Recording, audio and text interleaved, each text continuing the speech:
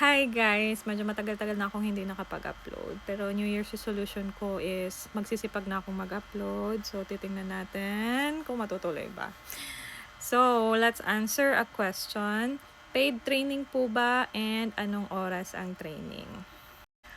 Sa mga hindi po nakakaalam, I am a healthcare virtual assistant from Hello Rage. And ang training po namin ay hindi paid. So you will be unpaid for 8 weeks. So that's approximately 2 months. Wala kang sahod. And anong oras ang training? Ang training ay 11 p.m. to 8 a.m. PH time. Pero may 1 hour break yan. So,